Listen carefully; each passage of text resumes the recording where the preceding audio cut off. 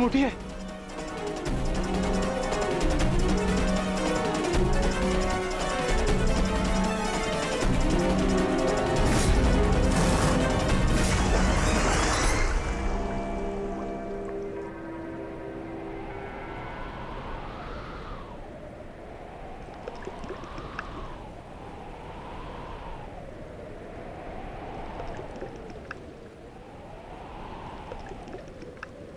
उठिए भ्राता भीम, उठिए भ्राता भीम, उठिए भ्राता भीम।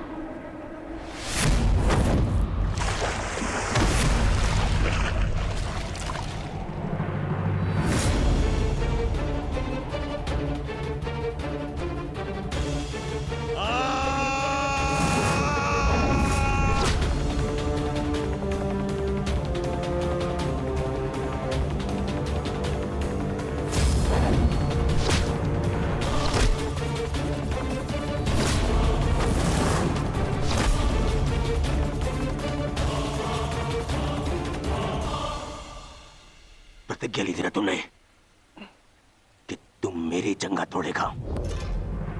आज मैं प्रतिज्ञा लेता हूं, तुझे मारने के पश्चात, उन पांडवों का वध करने के पश्चात, उस 5 पतियों वाली पांचाली का पूरे कुरुसभा के बीच फिर से वस्त्रहरण करूंगा और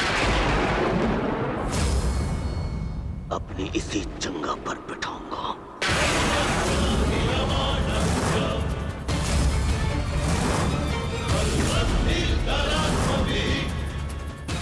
ये श्रद्धांजलि है मेरे 99 भाइयों के लिए।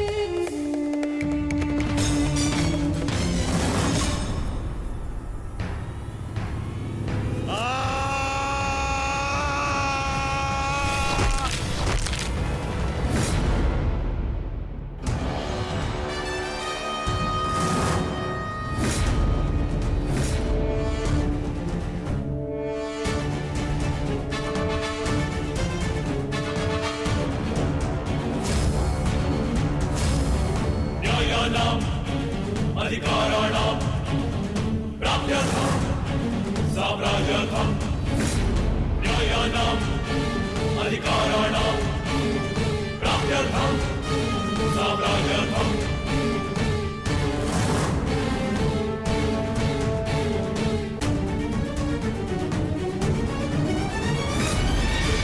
न्यायस्य अन्याये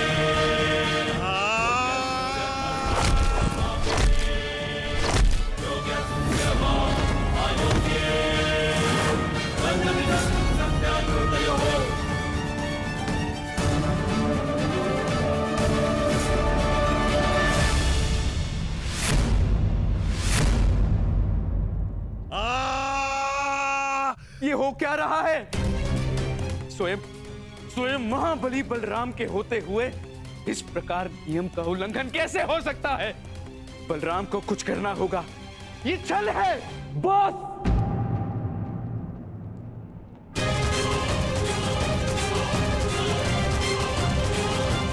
नियम भंग हुआ है।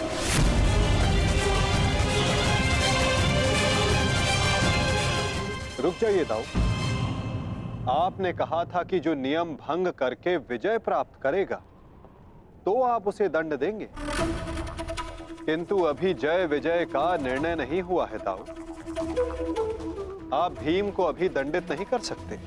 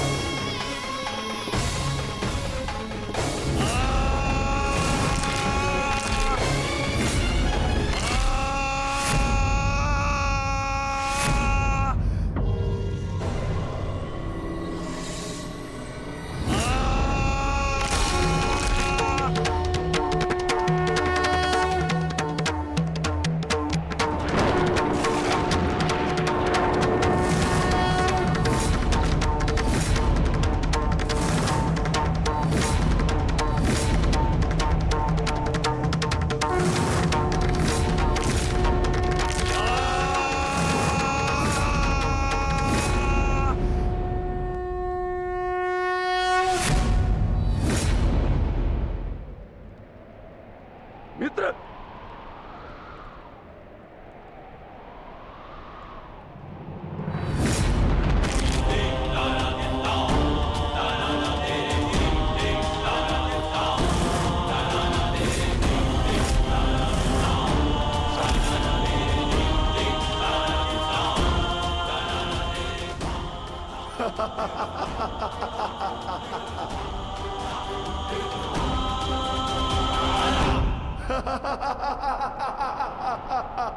अंत हो गया, अधर्म का अंत हो गया।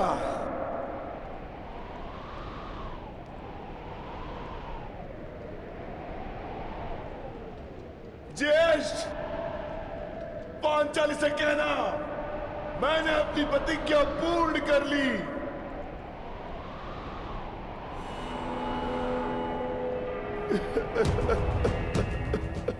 मैंने अपनी प्रतिज्ञा पूर्ण कर ली, पूर्ण कर ली, पूर्ण कर ली।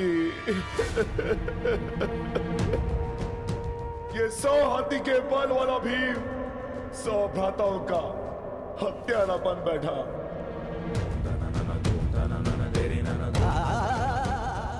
आज ये देवपुत्र अपने भ्राताओं का रक्त पीने वाला राक्षस बन बैठा।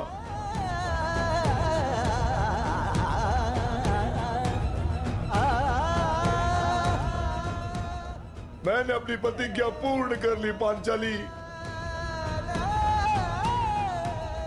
तुम्हारे अपमान का प्रतिशोध मैंने ले लिया। इस महायुद्ध में, इस महाभारत में मैं विजयी हो गया।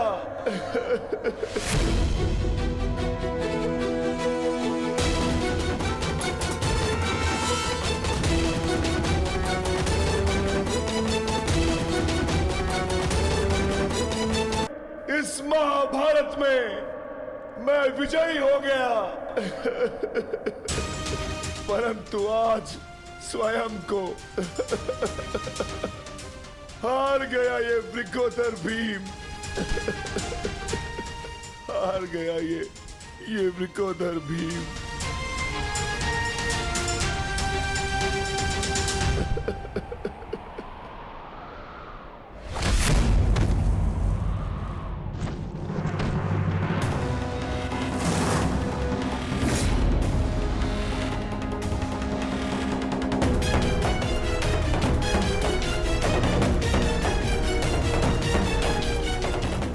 मैंने कहा था ना भीम, यदि किसी ने नियम तोड़कर विजय पाई तो मैं स्वयं उसके प्राण हर लूंगा।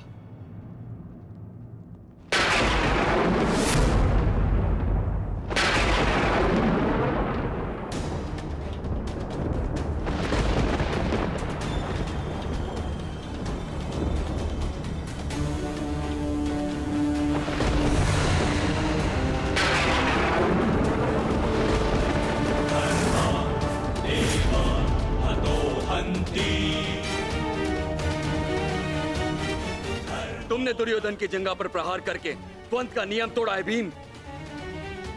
अब मैं तुम्हें जीवित नहीं छोड़ूंगा। धर्म स्थापना के लिए यह आवश्यक था और मेरी प्रतिज्ञा पूर्ण होने के लिए भी। माधव ने मुझे मार्ग दिखाया, परंतु यदि माधव के ज्येष्ठ मुझे यम के मार्ग पर भेजना चाहते हैं तो मैं उसके लिए भी सच्चा हूं। श्री बलराम।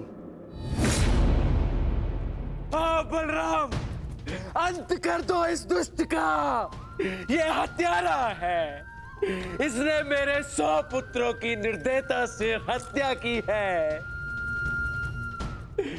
जिन पांडवों ने मेरे वंश के वृक्ष की जड़ों को काटा है, काट डालो उनके वंश के वृक्षों को। ये क्या अनर्थ हो गया महादेव। आपके दिए गए वरदान के पश्चात भी ये माता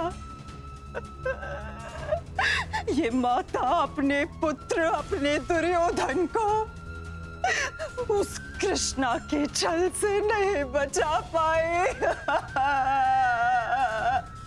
ये कैसा न्याय है आपका। इसने 100 पुत्रों के गर्वित पिता को पुत्रहीन कर दिया। इसने एक अंधे के सभी स्वप्नों को अंधकार में डाल दिया।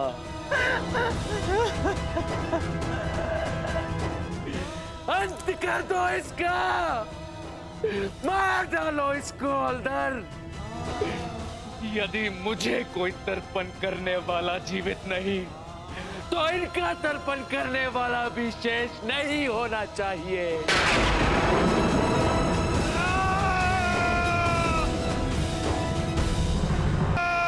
एक क्षण रुक जाइए दाऊद।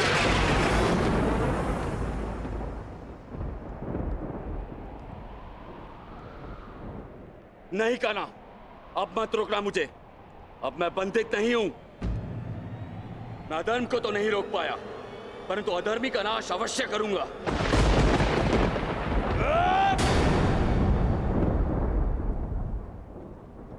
किंतु अधर्म कहां हुआ है दाऊ?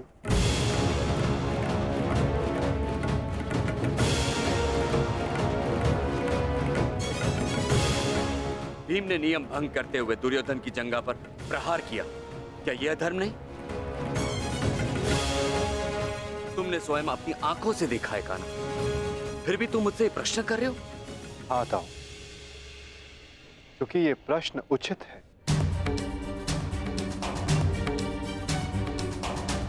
माना कि गदा युद्ध में कमर से नीचे प्रहार करना गदा युद्ध के नियमों के विरुद्ध है, परंतु गदा युद्ध तो तभी समाप्त हो गया था दाऊ, जब दुर्योधन ने भीम के हाथों से गदा गिरा दिया था। किंतु उसके पश्चात क्रोध के कारण दुर्योधन निहत्थे भीम पर निरंतर गदा से प्रहार करते रहे। क्या यह उचित था दाऊ?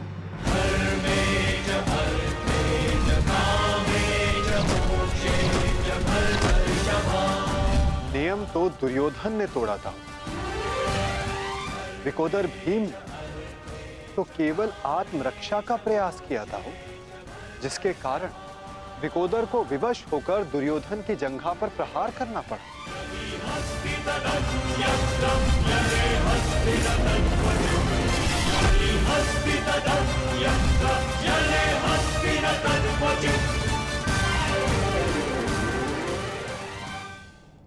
और दाऊ, स्मरण रहे, नियमों को भंग करना तो दुर्योधन ने प्रारंभ किया। दाऊ, जब दो योद्धा आपस में युद्ध करते हैं तो वो एक दूसरे को उकसाते हैं, किंतु किसी की कुल वधू का मान मध्य में लाना और उसका अपमान करना क्षमा योग्य नहीं होता है दाऊ। आप क्या चाहते थे दाऊ? कि दुर्योधन इस युद्ध में विजयी हो जाए और पांचाली को अपनी जंघा पर बैठा?